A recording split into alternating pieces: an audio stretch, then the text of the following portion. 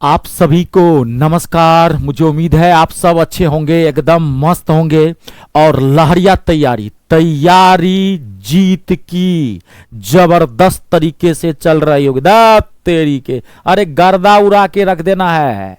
जब पढ़ते हैं ना मन लगा के, तो फिर टेंशन मत लीजिए। टेंशन उस छात्र को होनी चाहिए जो नहीं पढ़ता है। जब पढ़ते हैं तो सीना ठोक के फुल कॉन्फिडेंस में रहिए।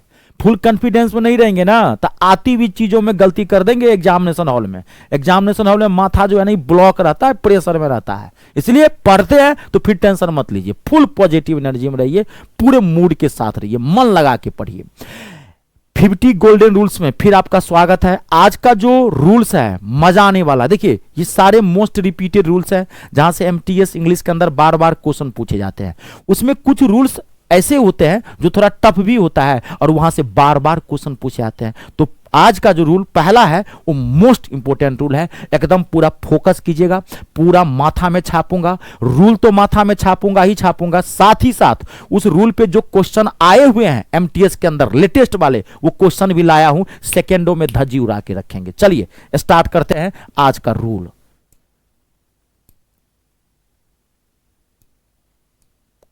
Rule number 7।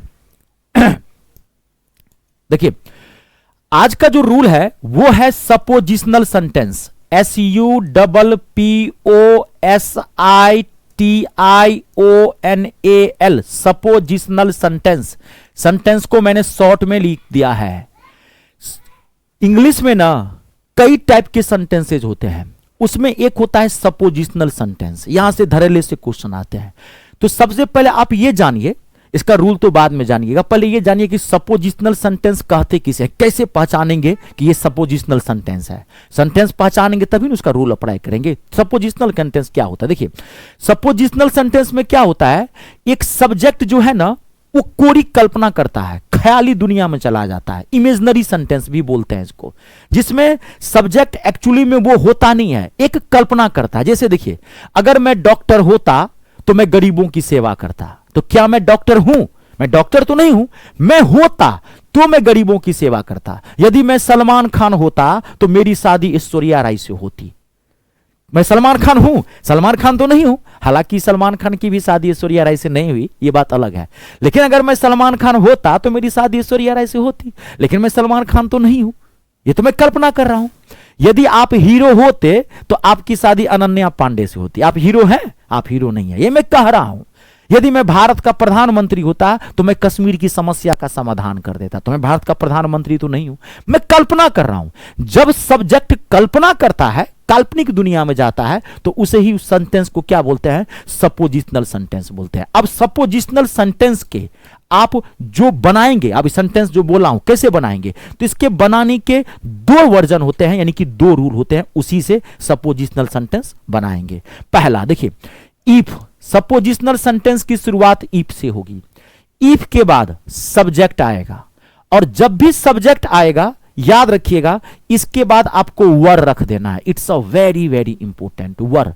सब्जेक्ट सिंगुलर हो प्लुरल हो इससे कोई मतलब नहीं है, हमेशा यहां पे वर ही आएगा। सपोजिशनल सेंटेंस में वर हेल्पिंग वर्ब का यूज किया जाता है। अब देखिए, अब इसका दूसरा पार्ट, जब भी आप सपोजिशनल सेंटेंस बनाएंगे ना, तो सपोजिशनल सेंटेंस में क्या होता है, एक सेंटेंस के दो पार्ट होते हैं। यदि मैं डॉक्टर होता तो मैं गरीबों की सेवा करता, तो यदि मैं डॉक्टर होता गरीबों की सेवा करता। इसमें एक सेंटेंस के दो पार्ट होंगे। तो पहले वाले पार्ट को if plus subject plus verb बना दीजिएगा, और दूसरा वाला पार्ट जो होगा फिर सब्जेक्ट आएगा और इसमें मोडाल्स वुड का यूज कीजिएगा। WOULD वुड प्लस V1 माथा में छाप लीजिए। यह पहला रूल है सपोजिशनल सेंटेंस का। अब एक तरीके से आप और भी बना सकते हैं, और दोनों से क्वेश्चन पूछता है। फिर if plus subject plus had plus V3।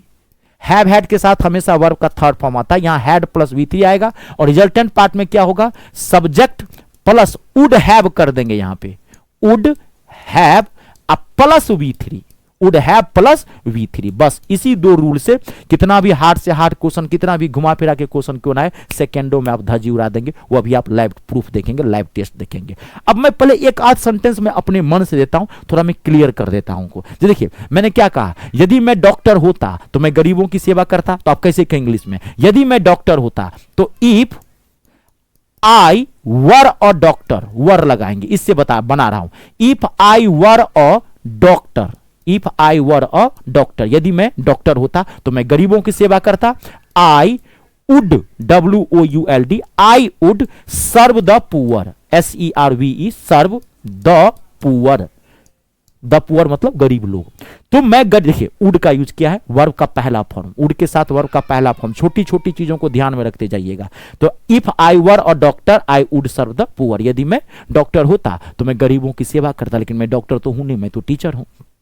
ठीक है, यदि आप मेहनत किए होते तो आप पास हो जाते, यदि आप मेहनत किए होते तो आप पास हो जाते। तो अब कैसे कहेंगे, देखिए आप, इससे मैं एक बता रहा हूं, इफ यू, इससे बना रहा हूं, if you had worked, if you had extremely sorry, had जुलूम हो जाएगा, अनर्थ हो जाएगा, हैड।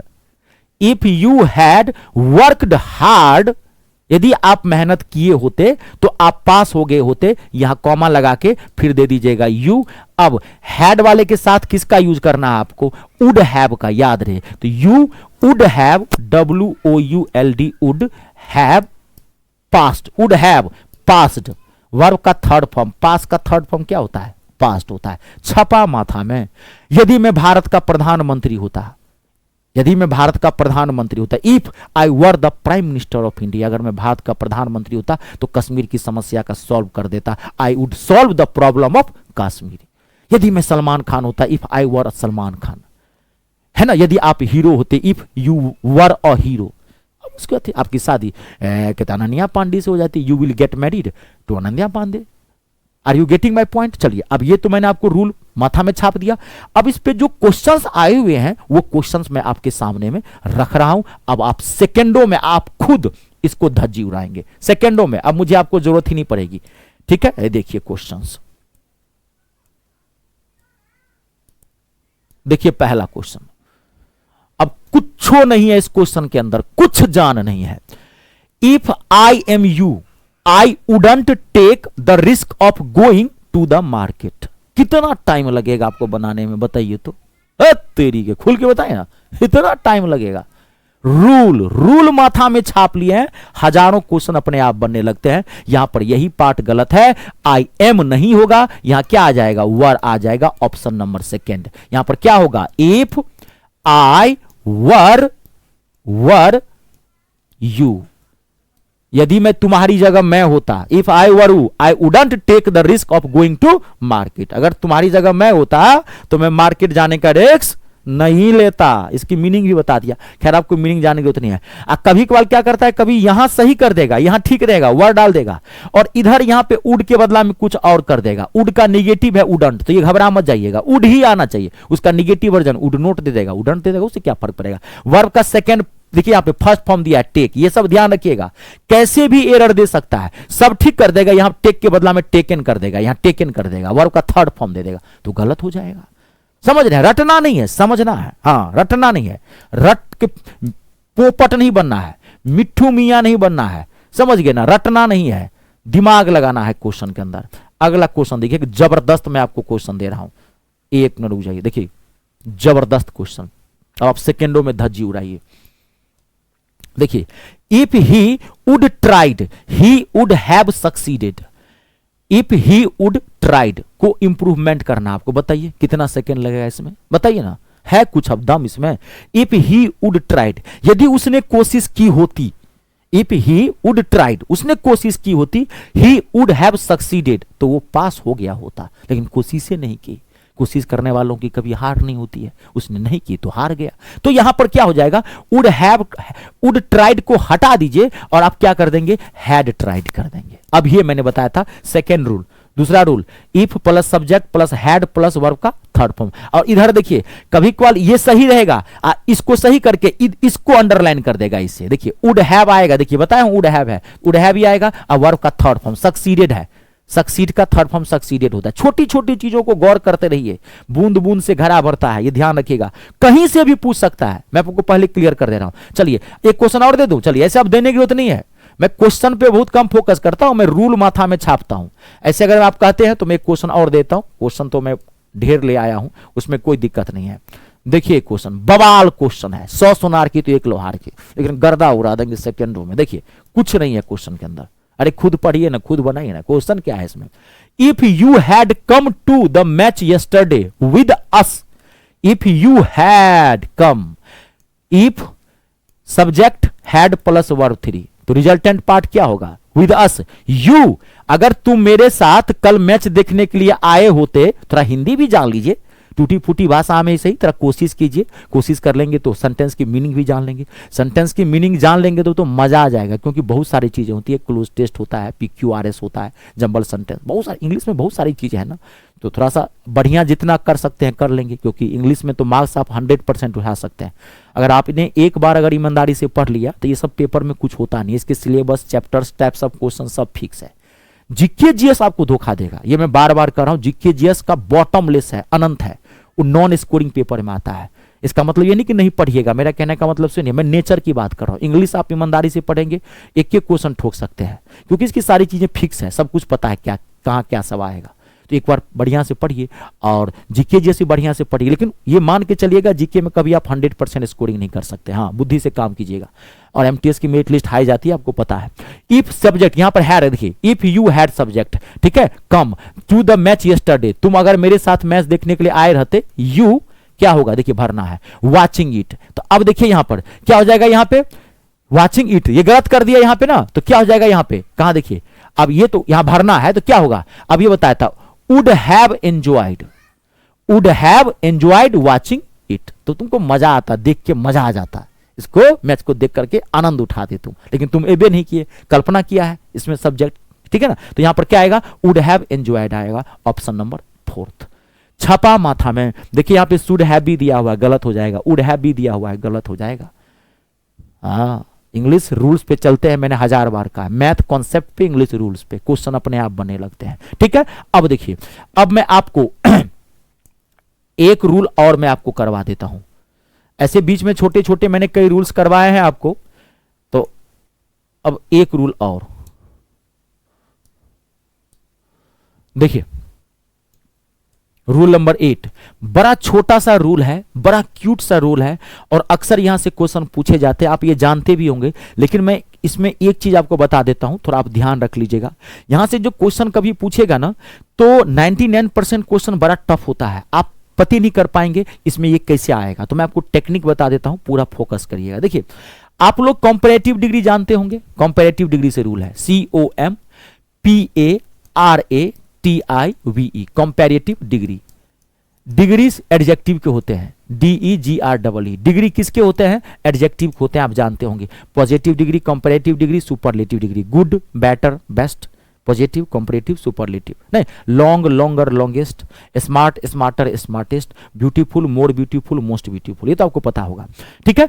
तो कंपैरेटिव डिग्री में देन का यूज किया जाता है। अगर कहीं पर माथा में छाप लीजिएगा, अगर कहीं पर सेंटेंस, किसी भी सेंटेंस में कंपैरेटिव डिग्री दिखे ना, तो 100% उसके साथ देन आएगा। तो देन कौन सा वाला आएगा, तो देन आएगा THAN वाला देन, ध्यान रखिएगा। आप अगर THEN वाला मारेंगे, वहां दिया रहता है, तो ये गलत हो जाएगा, THEN वाला देन नहीं आता है, ये गलत हो गया। आपको क्या डालना है, THAN वाला देन, किसी भी सेंटेंस में। सेंटेंस थोड़ा कभी कभार खतरनाक आ जाता है, मैं बार बार बोल रहा हूं, लाया हूं वो दिखा देता हूं मैं। तो आपको कंपैरेटिव डिग्री हो, फट से आप कौन सा देन भरेंगे, THAN भरेंगे, आएगा ही आएगा 100%। दूसरी बात, अब देखिए कभी भी एक चीज, एक रूल मैं यहीं पर आपको बताता हूं, कभी भी कंपैरेटिव डिग्री के साथ ना, देखिए double comparative degree are not used. जैसे ना आप लोग कई जगह बोल देते हैं मोर लॉन्गर, ध्यान से सुनिएगा, मोर लॉन्गर, आपको बोलने में भी अच्छा लगता है मोर लॉन्गर, आप बोलते होंगे, बहुत जगह लोग बोलते हैं मोर बेटर, मोर बेटर, थोड़ा समझ लीजिए यहां पे बहुत इंपॉर्टेंट है, मोर बेटर, ठीक है। मोर स्मार्टर, मोर स्मार्टर, मोर स्मार्टर, मोर स्मॉलर, लोग बोलते हैं। देखिए ये आपने गलत कर दिया, यहां पे कहीं भी ना मोर नहीं आएगा, किसी में भी नहीं।